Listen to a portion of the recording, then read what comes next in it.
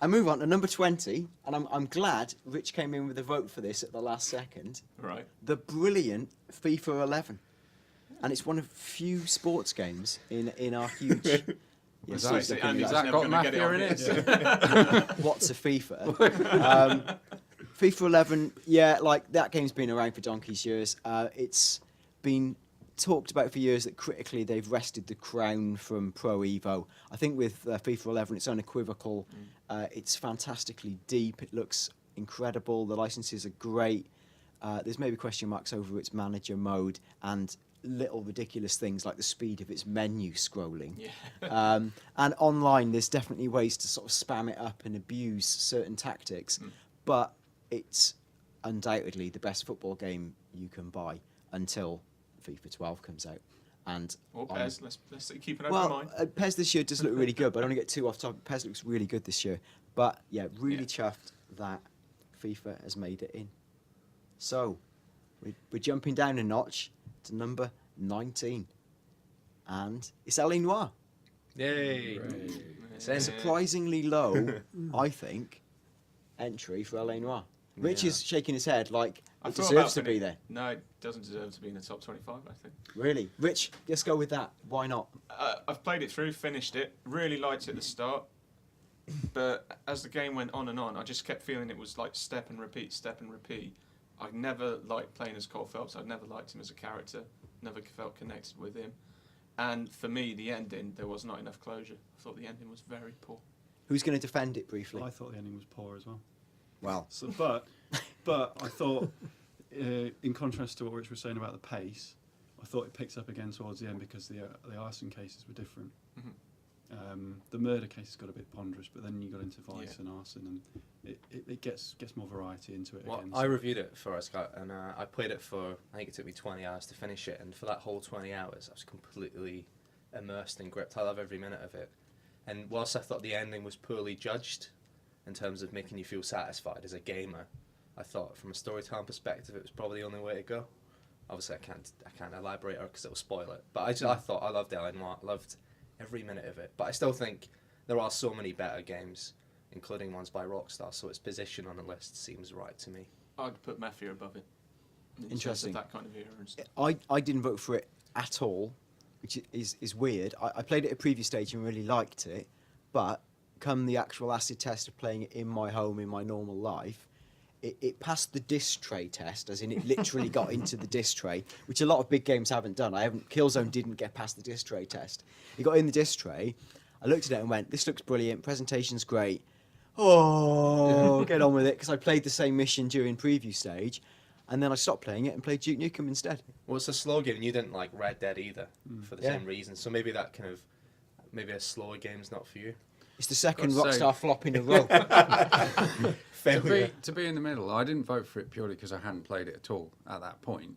But That's a sensible decision, Steve. yeah, but now I have. I've started playing it. I wouldn't have put it very high up, and I've spent my own money on this game for once, which I don't do very often. And I'm disappointed. I thought it was going to be just up my street, but I find it very slow, particularly at the start. Very ponderous. The supposed action, nothing happened. Suddenly, my partner would congratulate me, and the game would save, and I suddenly thought, my God, LA Noire thinks something just happened. You know, and all I'd done is hold R2 and run down the street or something until somebody stopped. There we are, the LA Noire backlash The has most begun. polarising game so far. Split opinion has been divided. Yeah, let's see if we can rally around the flag of number 18. Skate 2. Yeah. Anyone? Anyone? This is you, innit? Yeah? It's largely me. What's interesting about this is, I think, is that Skate 3 is obviously the best of the sequels technically, but because they made it into more of a tool set than an actually unified good single-player game with a decent story, it felt very disjointed. I think 2 was the sort of, what's the opposite of Nadir? Is it the Pantheon? Zenith. The Zenith, of the series, as in it had a really full-featured skill set, but a brilliant story mode, and as an ex-skateboarder, if you'd have sent that back in time to me 15 years ago, Can we do that? I wouldn't be here now because I'd have exploded. It's so brilliant. I think it's so brilliant. And I think it just lets you do any real-life skateboarding trick in a way that feels naturalistic and link them entirely in a manner of your own skill, with an entirely physics-based system. If you go online and look at EA Skate Reel and you see the creativity of the tricks and the inventiveness of the tricks applied to the scenery that people produce, it's exactly like real-life skateboarding and everything that's appealing about real-life skateboarding. And for that, I doff a virtual cap to EA. At number 17, Castlevania, Lords of Shadow. What? It's good. Yeah. It's good. It's a damn good What? game. Damn good game. What's the what? I Haven't played it. haven't played it. But I won't say anything because I just annoy Castlevania fans from my uneducated opinion. But I just think it looks like a rubbish God of War, and I hate God of War. So there you go. Wow, that's rubbish. It's a good God of War. Yeah. Quickly defend it, Andy. Quickly Defend it. What? It's defend on the the man. list. Yeah. Defend the uneducated opinion. That's all the justification. Defend the it needs. flimsy Defend opinion. the defensible. I just thought it was incredibly well produced, really atmospheric, fantastic action game with a great story. I mean, what's not to like? And unlike Kratos, I thought Gabriel had a personality. He Yeah. wasn't just a really angry man who shouted a lot. In bad makeup. Yeah. He's rubbish at lipstick. Yes. Well, they didn't have mirrors in those days. Good point. Number 16. Some controversy around this one because people voted for one side of it and another, but it's Little Big Planet 2. Yeah. But I voted purely for Little Big Planet 1 because I thought the first hour of Little Big Planet 1 was the most exciting sequence in all of PlayStation 3 history while you were running along and Stephen Fry was narrating. I just thought, Take like, an hour. that felt, well, I think it's slow. I played it several times. I thought that was thrilling and brilliant, and like we've reached the future. It's here. It's live. It's interactive. It feels DIY. It's authentic. It's innovative. All those things, all those superlatives. Brilliant.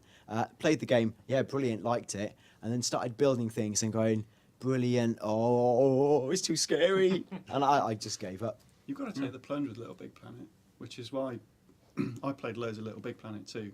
Because if you dedicate your time and attention to actually making a decent level that you're proud of, and you put it online, and you watch and all the community comes and plays it and everything, really, really satisfying. Yeah, you got to get involved in the community with Little Big Planet, otherwise it's a fairly lonely, pointless experience. But once you get, even if it's just like playing lots of levels and commenting and getting involved, that's when it really begins to become the game Media Molecule think it is. When someone comes onto your level and like leaves a little smiley face and leaves you a review that says that's brilliant, that's the best level I've played all day, it's of course it's a massive ego boost, but at the same time, it makes it all worthwhile. So I totally stick by that. Yeah, I agree. I think that come the time when we're etching PS3's Tombstone, it will have LBP in there somewhere because it's a game that feels like it could only happen on PlayStation. It was new and exciting and brilliant, and I think it'll be a legacy game that will live for PS3 for all time.